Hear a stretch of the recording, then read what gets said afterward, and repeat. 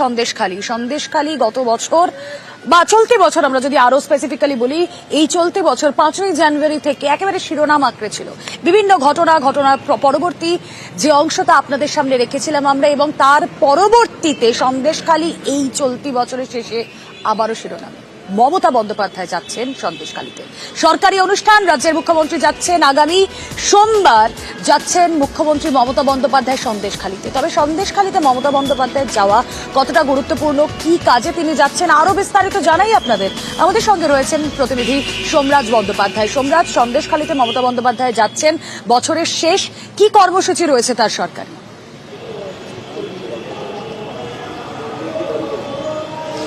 দেখো, মমতা বন্দ্যোপাধ্যায় বার্তা সবসময় দিয়েছেন যে তিনি সন্দেশখালীর মানুষের পাশে রয়েছেন, এবং সেই বার্তা নিয়েই মমতা বন্দ্যোপাধ্যায় 30 তারিখ যাচ্ছেন সন্দেশখালীতে। গোটা অনুষ্ঠানটাই সরকারি অনুষ্ঠান, তার কারণ সন্দেশখালীর মানুষের কাছে সরকারি পরিষেবা তুলে দেবেন মুখ্যমন্ত্রী মমতা বন্দ্যোপাধ্যায়। ওই দিন প্রায় 20,000 মানুষ সরকারি পরিষেবা পাবেন, যার মধ্যে বেশিরভাগ অংশটাই কিন্তু সন্দেশখালী 1 নম্বর ব্লক এবং সন্দেশখালী 2 নম্বর ব্লকের বাসিন্দারা, তারাই এই পরিষেবা পাবেন।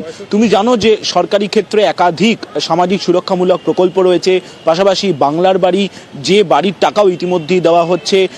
মুখ্যমন্ত্রী মমতা বন্দ্যোপাধ্যায় সন্দেশখালী পৌঁছে সোমবার দুপুর নাগাদ তিনি পৌঁছাবেন, এবং সন্দেশখালী পৌঁছেই মূলত বাংলার বাড়ির টাকা দেওয়ার পাশাপাশি আরও যে সরকারি প্রকল্পগুলি রয়েছে সেই সরকারি প্রকল্পের সুবিধা সেখানকার মানুষের হাতে তুলে দেবেন।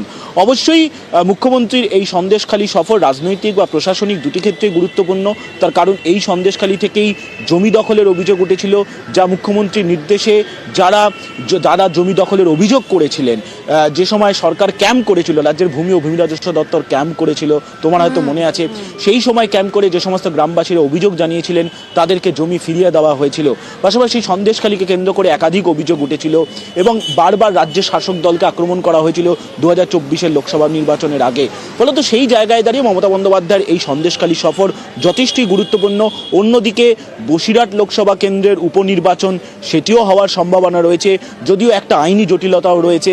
ফলত সব মিলিয়ে মমতা বন্দ্যোপাধ্যায়ের এই সন্দেশখালী সফর আগামী 30 তারিখ যথেষ্টই গুরুত্বপূর্ণ। এবং তোমাকে জানিয়ে রাখি, 20,000 মানুষকে যেমন এই সন্দেশখালী থেকে মুখ্যমন্ত্রী মমতা বন্দ্যোপাধ্যায় পরিষেবা তুলে দেবেন, তেমনি এই সন্দেশখালী থেকে বেশ কিছু প্রকল্পের উদ্বোধনও করার কথা রয়েছে মুখ্যমন্ত্রী মমতা বন্দ্যোপাধ্যায়। আগামীকালই তা চূড়ান্ত হয়ে যাবে। বেশ, বছরের শুরু থেকে সন্দেশখালী শিরোনামে ছিল এবং সন্দেশখালীর একের পর এক ঘটনা আমরা দেখেছি। বছরের একেবারে শেষে সন্দেশখালীর মানুষের মুখে চওড়া হাসি যে ফুটতে চলেছে, মমতা বন্দ্যোপাধ্যায় সেখানে সরকারি অনুষ্ঠানে যাচ্ছেন, বেশ কিছু প্রকল্পের কথা যেমন আমাদের প্রতিনিধি জানাচ্ছিলেন। এছাড়াও আর কি কি কর্মসূচি রয়েছে, আসুন মমতা বন্দ্যোপাধ্যায় আজ ঠিক কি বলেছেন একবার শোনো। সন্দেশখালীতে একটা পাবলিক ডিস্ট্রিবিউশনের প্রোগ্রাম নিয়েছি, কারণ ইলেকশনের আগে আমাকে অনেকে জিজ্ঞেস করেছিল, দিদি আপনি সন্দেশখালী গেলেন না। আমি বলেছিলাম আমি যাব, পরে যাব। সুতরাং সেই জন্যই আগামী 30 তারিখ বেলা 1টায় আমার অফিসিয়াল প্রোগ্রাম সন্দেশখালীতে থাকবে। এটা হচ্ছে গভর্নমেন্টের পাবলিক ডিস্ট্রিবিউশন প্রোগ্রাম। রাজ্যে চাকরি কোথায়, কর্মসংস্থান কোথায়, এই নিয়ে যারা প্রতি মুহূর্তে প্রশ্ন তোলেন তাদের কাছে একটা উত্তর বোধহয় আজকে দুয়ারের রিপোর্টারে আমরা দিতে পারছি।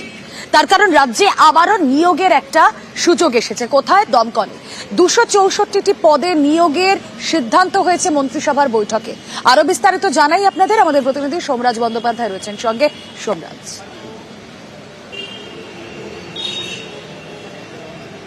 দেখো, আজকে রাজ্য মন্ত্রিসভার বৈঠক ছিল নবান্নে, এবং সেই মন্ত্রিসভার বৈঠকে কয়েকটি গুরুত্বপূর্ণ দফতরে নিয়োগের সিদ্ধান্ত নেওয়া হয়েছে, যার মধ্যে অত্যন্ত গুরুত্বপূর্ণ রাজ্যের দমকল দফতরে নতুন করে আরও 264টি নতুন পদ তৈরি করার সিদ্ধান্ত নেওয়া হয়েছে। তুমি জানো যে রাজ্যের একাধিক জেলায়, বিশেষভাবে কিছু কিছু অঞ্চলে আরও দমকল কেন্দ্র গড়ে উঠছে। রাজ্যে আরও নতুন করে 6টি দমকল কেন্দ্র গড়ে উঠবে। সেই 6টি দমকল কেন্দ্রের জন্য মূলত এই দমকল কর্মীদের নিয়োগ, তার সঙ্গে আরও যে দমকল কেন্দ্রগুলি বর্তমানে রয়েছে সেগুলিতেও নিয়োগ হবে। মোট 264টি পদ তৈরি করা হয়েছে, এবং যেটা নবান্ন সূত্রে খবর, শীঘ্রই এই নিয়োগে করার জন্য বিজ্ঞাপন দেবে রাজ্যের দমকল দপ্তর। তুমি জানো, এর আগেও গত 2 মাস আগেও রাজ্যের দমকল দপ্তরে নিয়োগ হয়েছিল, ফের রাজ্যের দমকল দপ্তরে নিয়োগের সিদ্ধান্ত নিয়েছে আজকে রাজ্যের মন্ত্রিসভার বৈঠকে। বেশ, অনেক ধন্যবাদ। সন্দেশখালীতে হাইকোর্টের নির্দেশ, একেবারে সন্দেশখালীতে জমি মালিকদের জমি ফেরাতে ময়দানে তৎপর প্রশাসন। ইতিমধ্যেই শেখ শাহজাহানের বিরুদ্ধে অভিযোগ উঠেছিল জমি কেড়ে নেওয়ার। জমি উদ্ধার করে প্রকৃত মালিকদের হাতে ফেরানোর কাজ শুরু। অভিযোগ ছিল শেখ শাহজাহানের কাকা শেখ জব্বার বেশ কয়েকজনের জমি দখল করে নেন জলগড়ায়। আদালতে শুনানি শেষে সেই সব জমি ফেরানোর নির্দেশ দেয় আদালত। এরপরে জমি ফেরানোর কাজ শুরু। আজকে আমাদের জমি একটা দীর্ঘদিনের সমস্যা, যেটা শেখ আব্দুল জব্বার আমার দখল করে রেখেছিল। এই জমি কোর্টের বারংবার অর্ডার হওয়া সত্ত্বেও সেই অর্ডার কোনো ভায়োলেট করে চলেছে, কিন্তু কোর্ট সেটাকে আজকের ফাইনাল রায় দিয়েছেন যে আমার জমিটা মেপে বুঝিয়ে দেওয়ার জন্য, এবং তার সীমানা স্বাক্ষর হচ্ছে। কিন্তু যারা জব্বার শেখ বা তার অনুগামীরা আমাকে হুমকি দিয়ে বলছে যে দখল দেওয়া হবে না, এখন পুলিশ চলে গেলে বাকিটা আমরা দেখে নেবো। শেখ জব্বারটা অ্যাকচুয়ালি শাহজাহানের চাচা। আজ বৃহস্পতিবার, সামনের সোমবার সন্দেশখালী যাচ্ছেন মুখ্যমন্ত্রী মমতা বন্দ্যোপাধ্যায়। সেখানে 20,000 মানুষকে সরকারি পরিষেবা দেবেন মুখ্যমন্ত্রী মমতা বন্দ্যোপাধ্যায়। অর্থাৎ সরকারি কর্মসূচিতে যাচ্ছেন সন্দেশখালী সোমবার মুখ্যমন্ত্রী মমতা বন্দ্যোপাধ্যায়। আজকে নবান্ন থেকে এই ঘোষণাই করলেন।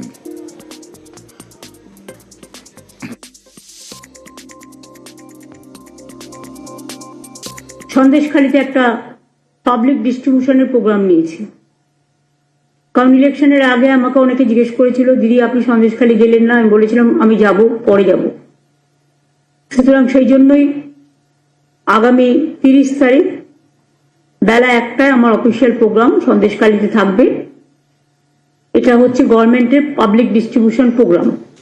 হিংসার আগুনে জ্বলছে ওপার বাংলা, কিন্তু ঢাকার সেক্রেটারিয়েটে সচিবালয় আগুন লাগার কারণ কি? 5 ঘন্টা লেগে যায় আগুন নিয়ন্ত্রণে আনতে। দমকল, তার সঙ্গে সেনা, তার সঙ্গে পুলিশ, তার সঙ্গে র্যাব, প্রত্যেকের যৌথ চেষ্টায় 5 ঘন্টা পর আগুন নিয়ন্ত্রণে আসে। কিন্তু এই আগুন লাগার কারণ কি? কারা লাগালো এই আগুন? এই আগুন লাগানোর পেছনে কি কোনো নাশকতা, নাকি নিছকই দুর্ঘটনা, নাকি অন্তর্ঘাত? কি এক্স্যাক্টলি ঘটেছিল আসুন জানার চেষ্টা করি, কারণ স্বরাষ্ট্র উপদেষ্টার তরফ থেকে বাংলাদেশে ইতিমধ্যেই তদন্তের নির্দেশ দেওয়া হয়েছে। মৈত্রী ভট্টাচার্য আমাদের প্রতিনিধি রয়েছেন সঙ্গে। মৈত্রী, লেটেস্ট কোনো আপডেট?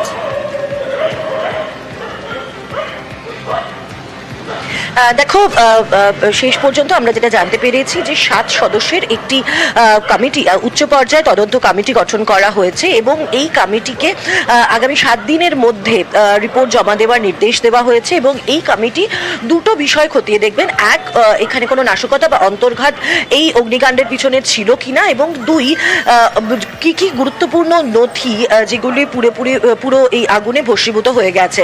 7 নম্বরের যে বিল্ডিংটিতে আগুন লেগেছিল রুমেলা, সেই বিল্ডিংটিতে অত্যন্ত গুরুত্বপূর্ণ বেশ কিছু মন্ত্রকের কার্যালয় রয়েছে, এবং প্রায় 4টি তলা এই বিল্ডিং এর একেবারে আগুনে ভস্মীভূত হয়ে যায়।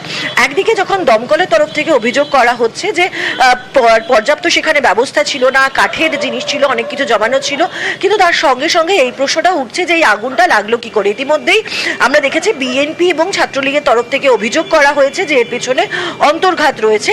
তবে এই উচ্চ পর্যায়ের কমিটি আর আগামী 7 দিনের মধ্যে তাদের রিপোর্ট জমা দেবে, এবং তারা জানাবেন যে এর পেছনে সত্যি কোনো অন্তর্ঘাত ছিল কিনা। রুমেলা, বেশ, তুমি আমাদের সঙ্গে থাকো। এটার ব্যাপারে আমরা একটা তদন্ত কমিটি গঠন করে দিচ্ছি। ক্যাবিনেট সেক্রেটারি অলরেডি ইনস্ট্রাকশন দেওয়া হয়েছে, হোম সেক্রেটারি অলরেডি ইনস্ট্রাকশন দেওয়া হয়েছে একটা তদন্ত কমিটি, হাই পাওয়ার একটা তদন্ত কমিটি করে দেওয়ার জন্য। এটা ইনভেস্টিগেশনের আগে আমি তো বলতে পারবো না, ইনভেস্টিগেশনের পরে আপনাদের আমরা জানাবো। মানে সরকার কয়েকটি গুরুত্বপূর্ণ নথি চেয়ে পাঠিয়েছে সরকারের পক্ষ থেকে। এই নথি চাওয়ার পরেই গতকাল গভীর রাতে এই আগুন, এটা জনমনে বিরাট প্রশ্ন দেখা দিয়েছে। না, শর্ট সার্কিট যেটা করে না, এটা কোনো পরিকল্পনা আছে, এটা পরিকল্পিতভাবে কোনো আগুনটা লাগাই দিছে। ভিতরে যত নথিপত্র আছে কিনা পুড়ে গেছে, আমরা সব তো এখনো আইডেন্টিফাই করতে পারি নাই। মনে হচ্ছে বিভিন্ন এটা জায়গা থেকে হয়েছে, মানে এটা একটা জায়গায় থেকে না, একটা সরকার শর্ট সার্কিট হলে। বিষয়টা খুবই সাম্প্রতিক, সো এটার ইনভেস্টিগেশনটা হবে। ইনভেস্টিগেশনটা হলে আমরা বলতে পারবো আসলে এটার পিছনের অগ্নিকাণ্ডের পিছনে কারণটা কি ছিল, এটা কি অ্যাক্সিডেন্ট নাকি কেউ করেছে। আমাদের সচিবালয়ের নিকটে আমাদের সেনাবাহিনীর সদস্যরা যারা আছেন তারা সার্বক্ষণিক ডেপ্লয়েড থাকে। যখনই অগ্নিকাণ্ডের ঘটনা ঘটেছে তারা ইমিডিয়েটলি ডেপ্লয় করেছেন এবং ফায়ার সার্ভিসকে তাদের সর্বাত্মক সহায়তা প্রদান করেছেন।